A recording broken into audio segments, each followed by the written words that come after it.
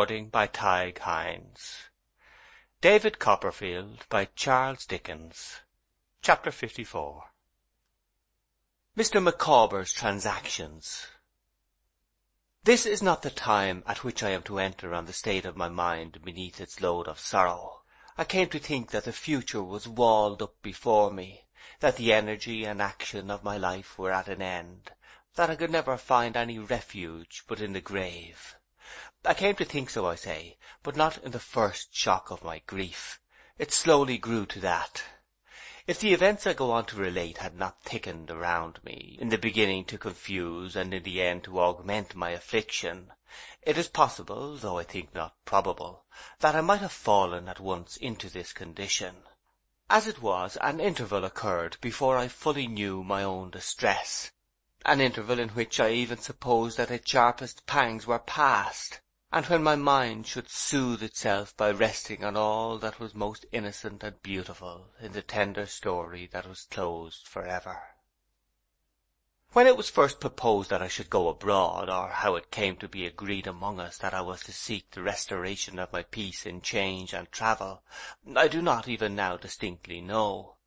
The spirit of Agnes so pervaded all we thought and said and did in that time of sorrow, that I assume I may refer the project to her influence, but her influence was so quiet that I know no more.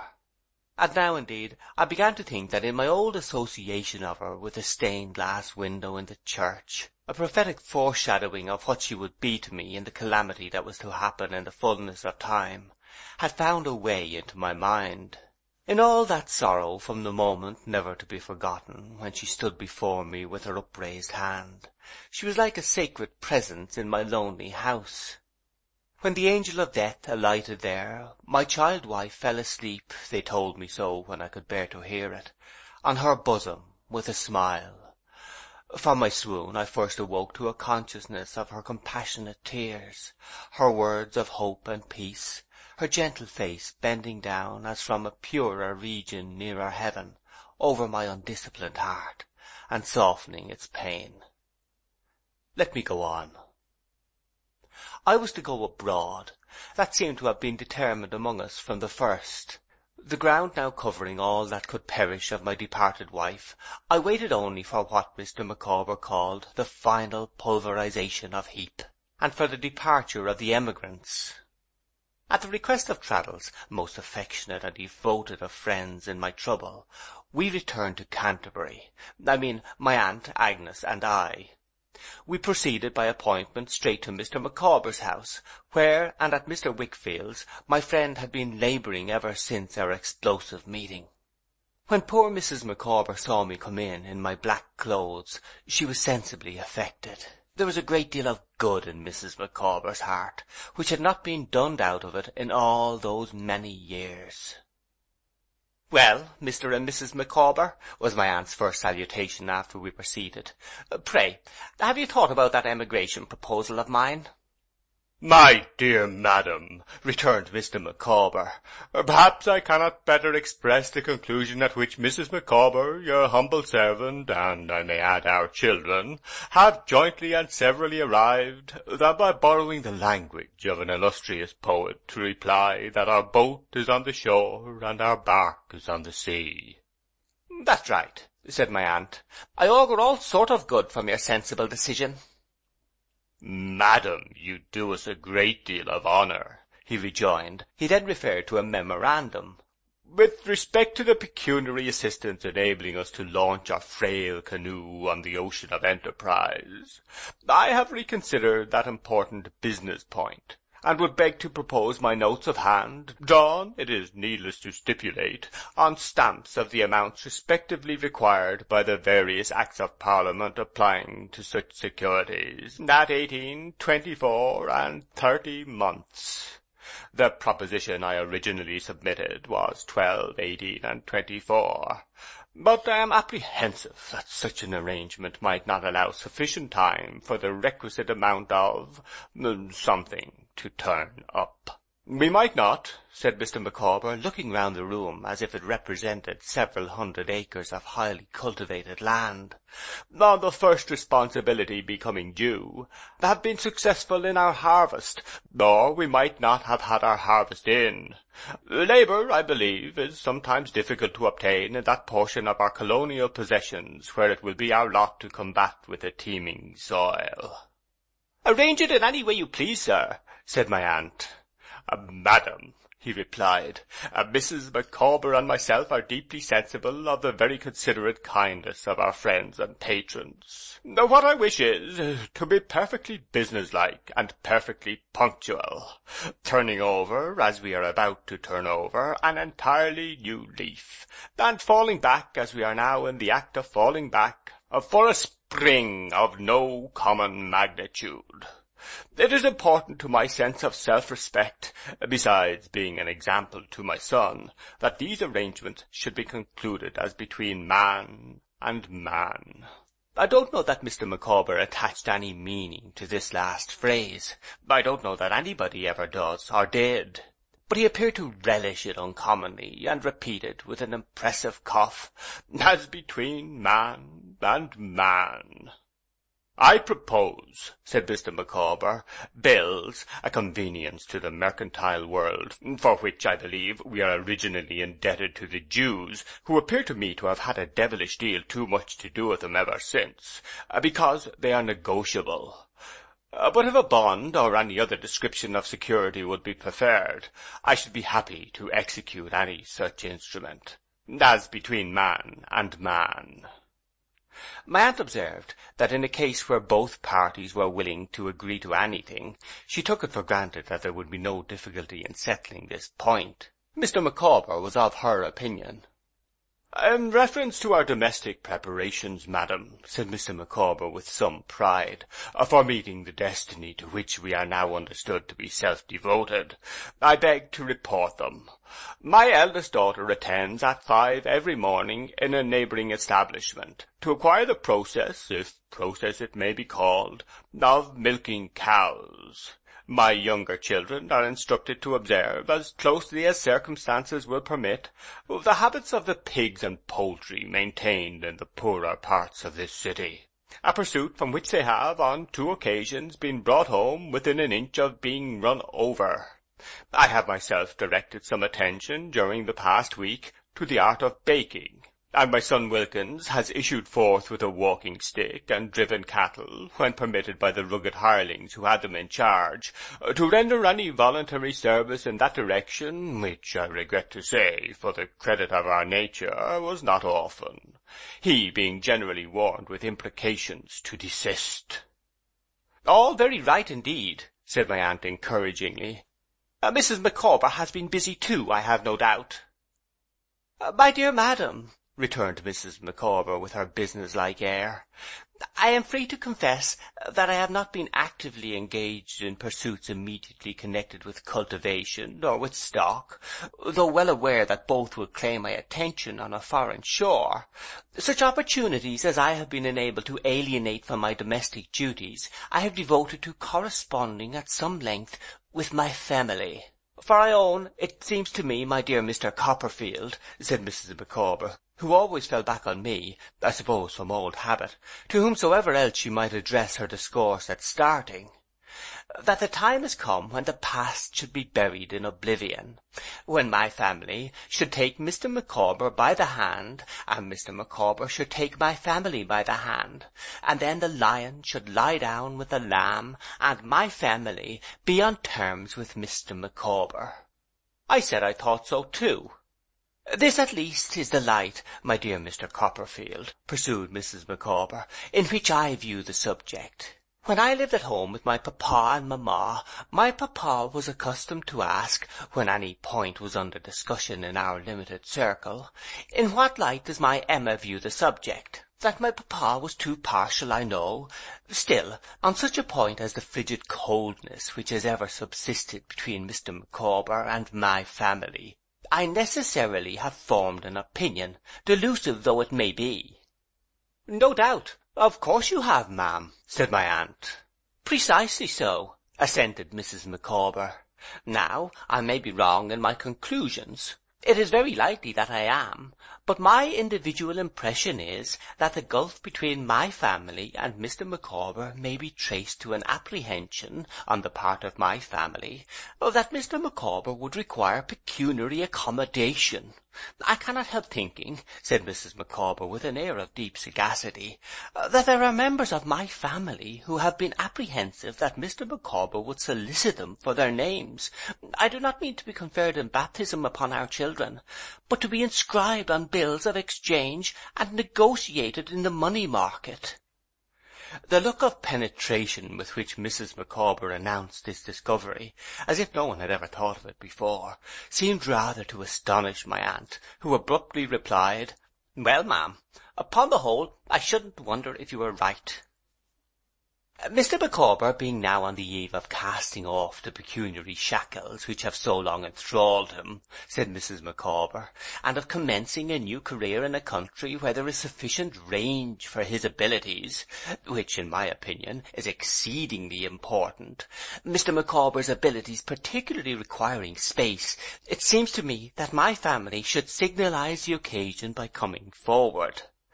What I could wish to see would be a meeting between Mr. Micawber and my family at a festive entertainment, to be given at my family's expense, where Mr. Micawber's health and prosperity being proposed by some leading member of my family, Mr. Micawber might have an opportunity of developing his views. "My dear," said Mr. Micawber with some heat, "it may be better for me to state distinctly at once that if I were to develop my views on that assembled group, they would possibly be found of an offensive nature, my impression being that your family are, in the aggregate, impertinent snobs, and, in detail, unmitigated ruffians." "Micawber," said Mrs. Micawber, shaking her head, "no, you have never understood them, and they have never understood you." Mr. Micawber coughed. "They have never understood you, Micawber," said his wife. "They may be incapable of it. If so, that is their misfortune. I can pity their misfortune." "I am extremely sorry, my dear Emma," said Mr. Micawber, relenting, "to have been betrayed into any expressions that might, even remotely, have the appearance of being strong impressions. All I can say is, that I can go abroad without your family coming forward to favour me, in short, with a parting shove of their cold shoulders, and that, upon the whole, I would rather leave England with such impetus as I possess, than derive any acceleration of it from that quarter. At the same time, my dear, if they should condescend to reply to your communications, which our joint experience renders most improbable, far be it from me to be a barrier to your wishes." The matter being thus amicably settled, Mr. Micawber gave Mrs. Micawber his arm, and glancing at the heap of books and papers lying before Traddles on the table, said they would leave us to ourselves, which they ceremoniously did. "My dear Copperfield," said Traddles, leaning back in his chair when they were gone, and looking at me with an affection that made his eyes red and his hair all kinds of shapes, "I don't make any excuse for troubling you with business, because I know you are deeply interested in it, and it may divert your thoughts. My dear boy, I hope you are not worn out." "I am quite myself," said I, after a pause. "We have more cause to think of my aunt than of anyone. You know how much she has done." "Surely, surely," answered Traddles. "Who can forget it?" "But even that is not all," said I.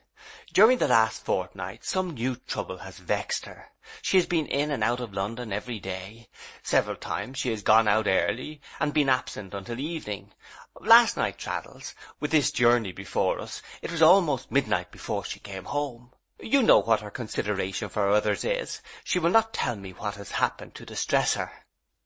My aunt, very pale, and with deep lines in her face, sat immovable until I had finished, when some stray tears found their way to her cheeks, and she put her hand on mine. "It's nothing, Trot, it's nothing. There will be no more of it. You shall know by and by. Now, Agnes, my dear, let us attend to these affairs."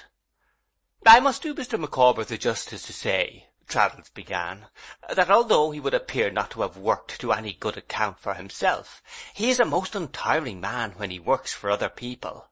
I never saw such a fellow. If he always goes on in the same way, he must be, virtually, about 200 years old at present. The heat into which he has been continually putting himself, and the distracted and impetuous manner in which he has been diving day and night among papers and books, to say nothing of the immense number of letters he has written me between this house and Mr. Wickfield's, and often across the table when he has been sitting opposite, and might much more easily have spoken, is quite extraordinary. Letters, cried my aunt. I believe he dreams in letters. There's Mr. Dick, too, said Traddles, has been doing wonders. As soon as he was released from overlooking Uriah Heep, whom he kept in such charge as I never saw exceeded, he began to devote himself to Mr. Wickfield, and really his anxiety to be of use in the investigations we have been making, and his real usefulness in extracting and copying and fetching and carrying, have been quite stimulating to us. Dick is a very remarkable man, exclaimed my aunt, and I always said he was. Trot, you know it. I am happy to say, Miss Wickfield, pursued Traddles, at once with great delicacy and with great earnestness, that in your absence Mr. Wickfield has considerably improved. Relieved of the incubus that had fastened upon him for so long a time, and of the dreadful apprehensions under which he had lived, he is hardly the same person. At times, even his impaired power of concentrating his memory and attention on particular points of business has recovered itself very much, and he has been able to assist us in making some things clear that we should have found very difficult indeed, if not hopeless, without him. But what I have to do is to come to results, which are short enough, not to gossip on all the hopeful circumstances I have observed, or I shall never have done. His natural manner and agreeable simplicity made it transparent that he said this to put us in good heart, and to enable Agnes to hear her father mentioned with greater confidence, but it was not the less pleasant for that. Now, let me see, said Traddles, looking among the papers on the table. Having counted our funds, and reduced to order a great mass of unintentional confusion in the first place, and a wilful confusion and falsification in the second, we take it to be clear that Mr. Wickfield might now wind up his business and his agency trust, and exhibit no deficiency or defalcation whatever. Oh, thank heaven! cried Agnes fervently. But, said Traddles, the surplus that would be left as his means of support, and I suppose the house to be sold even in saying this, would be small, not exceeding in all probability some hundreds of pounds, that perhaps, Miss Wickfield, it would be best to consider whether he might not retain his agency of the estate to which he has so long been receiver. His friends might advise him, you know, now he is free. You yourself, Miss Wickfield, Copperfield, I have considered it, Trotwood, said Agnes, looking to me, and I feel that it ought not to be, and must not be, even on the recommendation of a friend to whom I am so grateful, and owe so much. I will not say that I recommend it, observed Traddles. I think it right to suggest it, no more. I am happy to hear you say so, answered Agnes steadily, for it gives me hope, almost assurance, that we think alike. Dear Mr. Traddles, and dear Trotwood, Papa once free, with honour, what could I wish for? I have always aspired, if I could have released him from the toils in which he was held, to render back some little portion of the love and care I owe him, and to devote my life to him. It has been for years the utmost height of my hopes. To take our future on myself will be the next great happiness, the next to his release from all trust and responsibility that I can know. Have you thought how, Agnes? Often. I am not afraid, dear Trotwood. I am certain of success. So many people know me here, and think kindly of me, that I am certain. Don't mistrust me. Our wants are not many. If I rent the dear old house and keep a school, I shall be useful and happy. The calm fervour of her cheerful voice brought back so vividly, first the dear old house itself, and then my solitary home, that my heart was too full for speech. Traddles pretended for a little while to be busily looking among the papers. Next, Miss Trotwood, said Traddles, that property of yours. Well, sir, sighed my aunt, all I have got to say about it is, that if it's gone, I can bear it, and that if it's not gone, I shall be glad to get it back. It was originally, I think, £8,000, consols, said Traddles. Right, replied my aunt. I can't account for more than 5, said Traddles, with an air of perplexity. 1,000, do you mean? Inquired my aunt, with uncommon composure. Or pounds? 5,000 pounds, said Traddles. It was all there was, returned my aunt. I sold 3 myself. 1 I paid for your articles, Trot, my dear, and the other 2 I have by me. When I lost the rest, I thought it wise to say nothing about that sum, but to keep it secretly for a rainy day. I wanted to see how you would come out of the trial, Trot, and you came out nobly. Persevering, self-reliant, self-denying. So did Dick. Don't speak to me, for I find my nerves a little shaken. Nobody would have thought so, to see her sitting upright with her arms folded, but she had a wonderful self-command. Then I am delighted to say, cried Traddles, beaming with joy, that we have recovered the whole money. Don't congratulate me, anybody, exclaimed my aunt. How so, sir? You believed it to have been misappropriated by Mr. Wickfield, said Traddles. Of course I did, said my aunt, and was therefore easily silenced. Agnes, not a word. And indeed, said Traddles, it was sold by virtue of the power of management he held from you. But I needn't say by whom sold, or on whose actual signature. It was afterwards pretended to Mr. Wickfield, by that rascal, and proved too by figures, that he had possessed himself of the money, on general instructions, he said, to keep other deficiencies and difficulties from the light. Mr. Wickfield being so weak and helpless in his hands as to pay you, afterwards, several sums of interest on a pretended principal, which he knew did not exist, made himself unhappily a party to the fraud. And at last took the blame upon himself, added my aunt, and wrote me a mad letter, charging himself with robbery and wrong unheard of, upon which I paid him a visit early one morning, called for a candle, burnt the letter, and told him if he ever could write me and himself, to do it, and if he couldn't, to keep his own counsel for his daughter's sake. If anyone speaks to me, I'll leave the house. We all remained quiet, Agnes covering her face. Well, my dear friend, said my aunt after a pause, and you have really extorted the money back from him? Why, the fact is, returned Traddles, Mr. Micawber had so completely hemmed him in, and was always ready with so many new points if an old one failed, that he could not escape from us. A most remarkable circumstance is, that I really don't think he grasped this sum even so much for the gratification of his avarice, which was inordinate, as in the hatred he felt for Copperfield. He said so to me plainly. He said he would even have spent as much to balk or injure Copperfield. Ha! said my aunt, knitting her brows thoughtfully and glancing at Agnes. And what's become of him? I don't know. He left here, said Traddles, with his mother, who had been clamouring and beseeching and disclosing the whole time. They went away by one of the London night coaches, and I know no more about him, except that his malevolence to me at parting was audacious.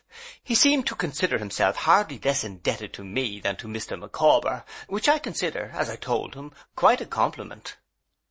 Do you suppose he has any money, Traddles? I asked. Oh dear, yes, I should think so, he replied, shaking his head seriously. I should say he must have pocketed a good deal, in one way or other. But I think you would find, Copperfield, if you had an opportunity of observing his course, that money would never keep that man out of mischief. He is such an incarnate hypocrite that whatever object he pursues, he must pursue crookedly. It's his only compensation for the outward restraints he puts upon himself. Always creeping along the ground to some small end or other, he will always magnify every object on the way, and consequently will hate and suspect everybody that comes, in the most innocent manner, between him and it. So the crooked courses will become crookeder, at any moment, for the least reason, or for none. It's only necessary to consider his history here, said Traddles, to know that. He's a monster of meanness, said my aunt. Well, really, I don't know about that, observed Traddles thoughtfully.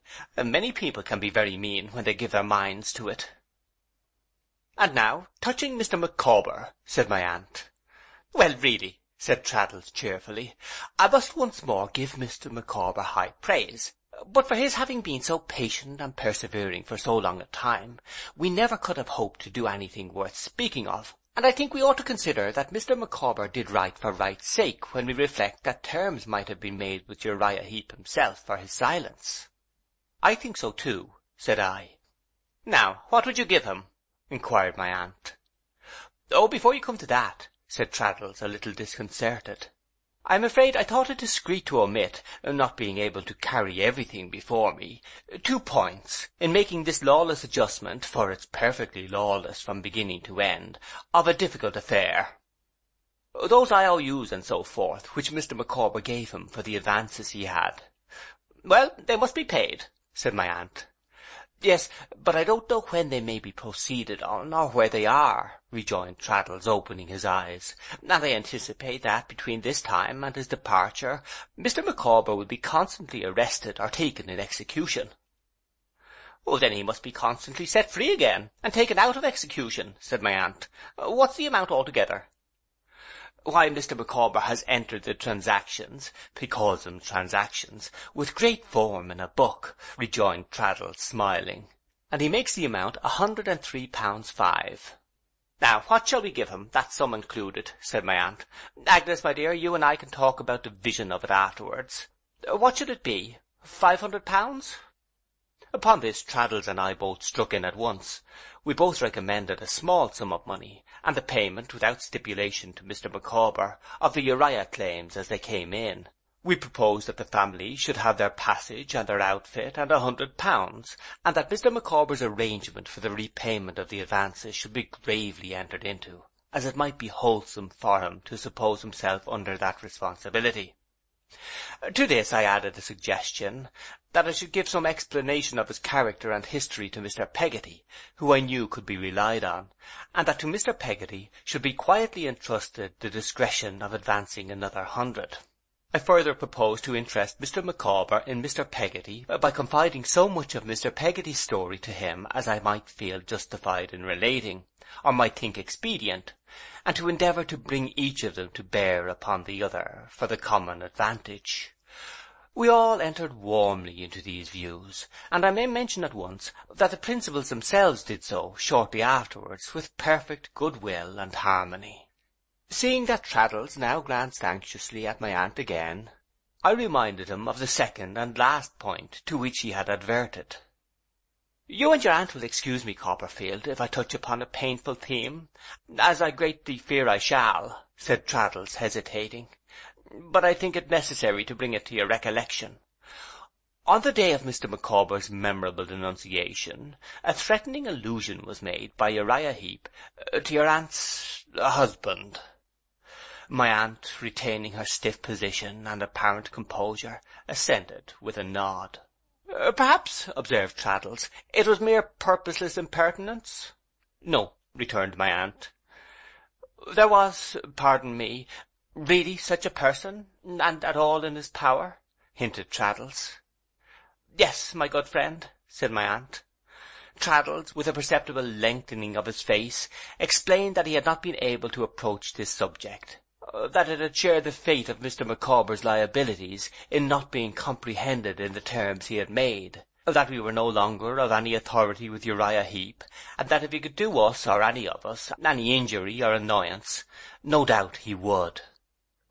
My aunt remained quiet until again some stray tears found their way to her cheeks. "You are quite right," she said.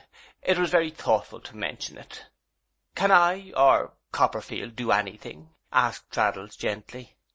"Nothing," said my aunt. "I thank you many times. Trot, my dear, a vain threat. Let us have Mr. and Mrs. Micawber back, and don't any of you speak to me." With that she smoothed her dress and sat with her upright carriage, looking at the door. "Well, Mr. and Mrs. Micawber," said my aunt when they entered, "we have been discussing your emigration, with many apologies to you for keeping you out of the room so long, and I'll tell you what arrangements we propose." These she explained to the unbounded satisfaction of the family, children and all being then present, and so much to the awakening of Mr. Micawber's punctual habits in the opening stage of all bill transactions, that he could not be dissuaded from immediately rushing out, in the highest spirits, to buy the stamps for his notes of hand. But his joy received a sudden check, for within 5 minutes he returned in the custody of a sheriff's officer, informing us in a flood of tears that all was lost. We being quite prepared for this event, which was of course a proceeding of Uriah Heep's, soon paid the money, and in 5 minutes more Mr. Micawber was seated at the table, filling up the stamps with an expression of perfect joy, which only that congenial employment, or the making of punch, could impart in full completeness to his shining face. To see him at work on the stamps with the relish of an artist, touching them like pictures, looking at them sideways, taking weighty notes of dates and amounts in his pocket-book, and contemplating them when he was finished with a high sense of their precious value, was a sight indeed. "Now, the best thing you can do, sir, if you'll allow me to advise you," said my aunt after silently observing him, "is to abjure that occupation for evermore." "Madam," replied Mr. Micawber, "it is my intention to register such a vow on the virgin page of the future. Mrs. Micawber will attest it. I trust," said Mr. Micawber solemnly, "that my son Wilkins will ever bear in mind that he had infinitely better put his fist in the fire than use it to handle the serpents that have poisoned the life-blood of his unhappy parent." Deeply affected and changed in a moment to the image of despair, Mr. Micawber regarded the serpents with a look of gloomy abhorrence, in which his late admiration of them was not quite subdued, folded them up, and put them in his pocket. This closed the proceedings of the evening. We were now weary with sorrow and fatigue, and my aunt and I were to return to London on the morrow.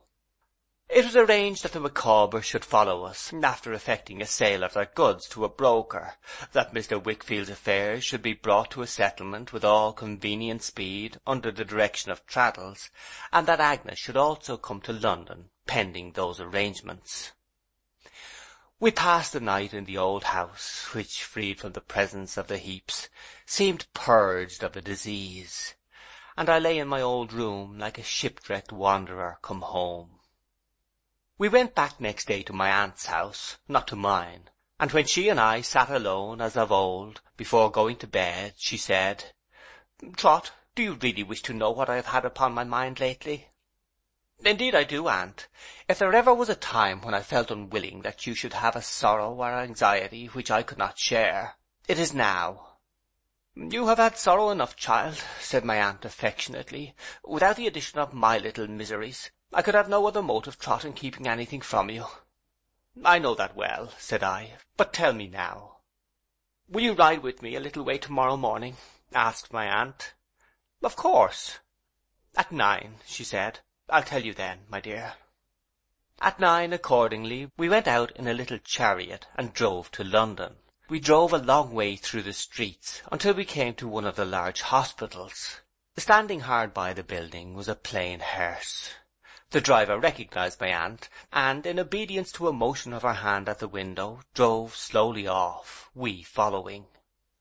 "You understand it now, Trot," said my aunt. "He is gone." "Did he die in the hospital?" "Yes." She sat immovable beside me, but again I saw the stray tears on her face. "He was there once before," said my aunt presently. "He was ailing a long time, a shattered, broken man these many years. When he knew his state in his last illness, he asked them to send for me. He was sorry then, very sorry. You went, I know, aunt." "I went. I was with him a good deal afterwards." "He died the night before we went to Canterbury?" said I. My aunt nodded. "No one can harm him now," she said. "It was a vain threat." We drove away out of town to the churchyard at Hornsey. "Better here than in the streets," said my aunt.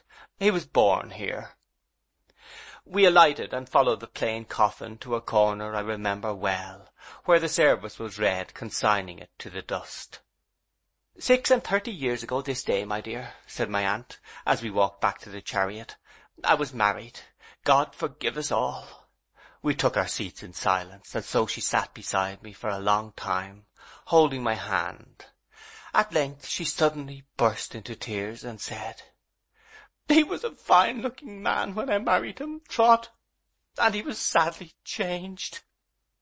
It did not last long. After the relief of tears she soon became composed and even cheerful. Her nerves were a little shaken, she said, or she should not have given way to it. God forgive us all.